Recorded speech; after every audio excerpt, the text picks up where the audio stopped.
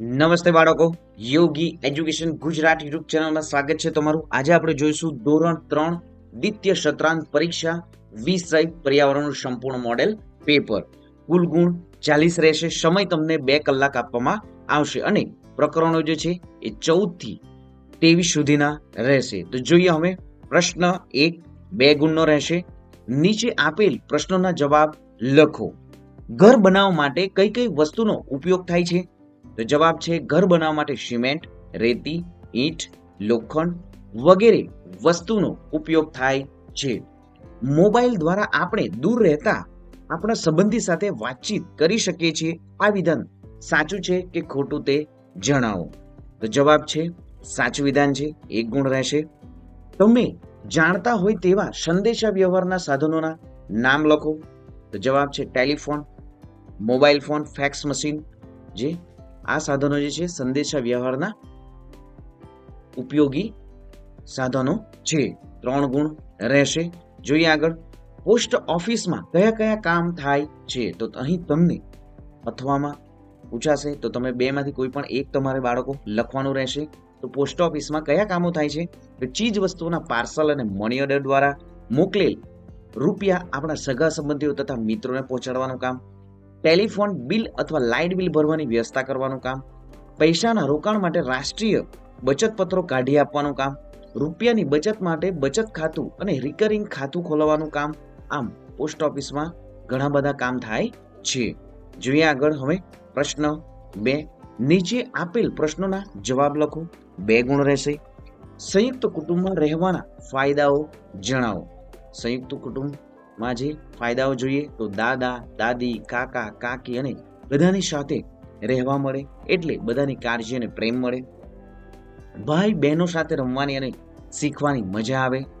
મોટા લોકો જ્ઞાન અને સારા સંસ્કાર શીખવે જે ભવિષ્યમાં મદદ કરે. ઘરના બધા સભ્યો એકબીજાને મદદ કરે જેથી બધાનું કામ સરળ બને. સંયુક્ત કુટુંબમાં રહેવું મસ્તી અને પ્રેમથી ભરેલું હોય છે.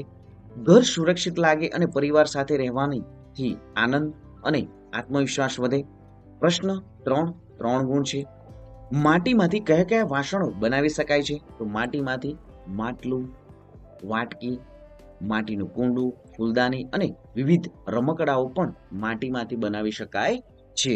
જોઈએ આગળ પ્રશ્ન 4 ગુણ રહેશે. નીચે આપેલ ચિત્ર જોઈ ખાલી જગ્યા પૂરો. તો બાળકો તમને આ પ્રમાણે ચિત્ર પણ પૂછાશે અને એમાંથી તમને ક્વેશ્ચનો ખાલી જગ્યા પણ પૂછવામાં આવશે. તો જોઈએ અહીં શાળા છે, હોસ્પિટલ છે, અહીં દુકાન છે, બાળકો રમી રહ્યા છે. તો જોઈએ હવે જે ખાલી જગ્યા અહીં પૂછવામાં આવે છે.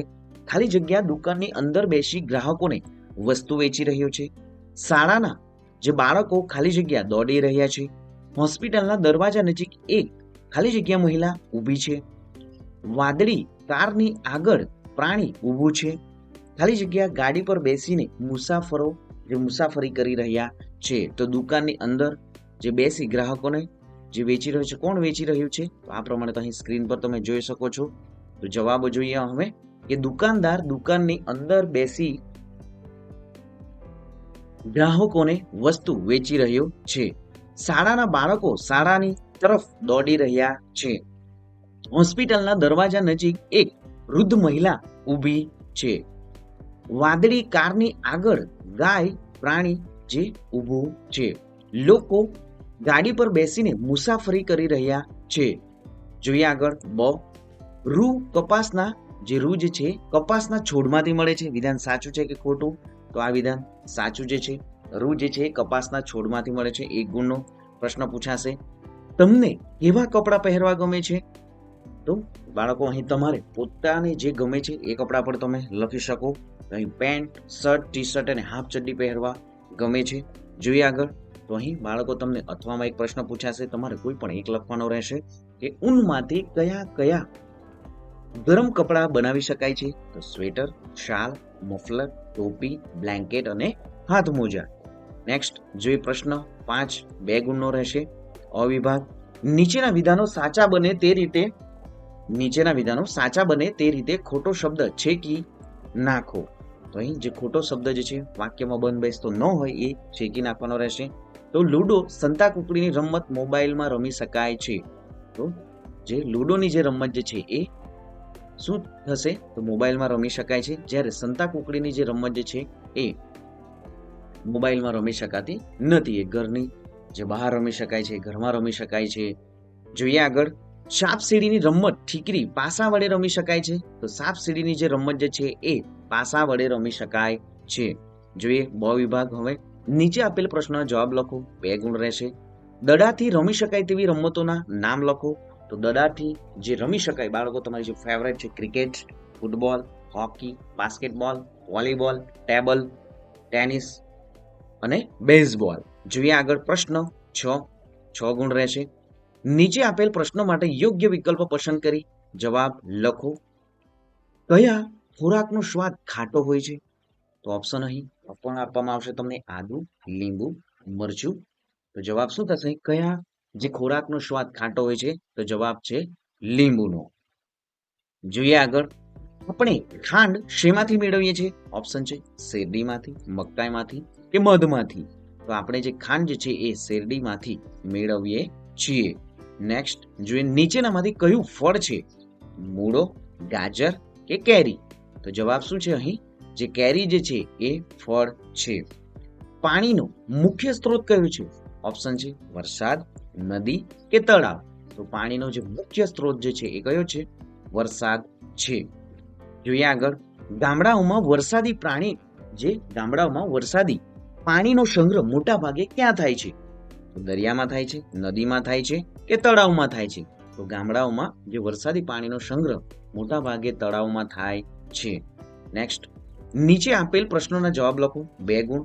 તમારા ઘરે ઉપયોગમાં હોય તેવા જે કઠોળના નામ જણાવો. તો જે ઘરે ઉપયોગમાં થતા જે કઠોળો જે છે એ મગ, મઠ, અડદ, ચોળા, મસૂર, રાજમા, તુવેર, વટાણા, વાલ જે છે આ જે છે એ કઠોળ તરીકે ઘરે ઉપયોગ થાય છે. નેક્સ્ટ જોઈએ, પાણી બચાવવાના ઉપાયો જણાવો. 3 ગુણનો પ્રશ્ન પૂછાશે. તો પાણી બચાવવાના જે ઉપાયો જે છે જોઈએ, તો નળને સારી રીતે બંધ કરીને રાખવો જોઈએ. બાળકો ખાસ જે નળ જે છે એમને સારી રીતે બંધ રાખવો જોઈએ. ટપકતા નળને જલ્દી રિપેર કરાવવો જોઈએ. જ્યારે તમે બ્રશ અને દાઢી કરતા હો ત્યારે નળને બંધ રાખવો જોઈએ. સ્નાન કરવા માટે ડોલનો ઉપયોગ કરવો જોઈએ. ફુવારાનો ઉપયોગ ટાળવો જોઈએ. વાસણ અને કપડાં ધોયા પછી વધેલું પાણી બગીચામાં જે ઝાડને આપવું જોઈએ.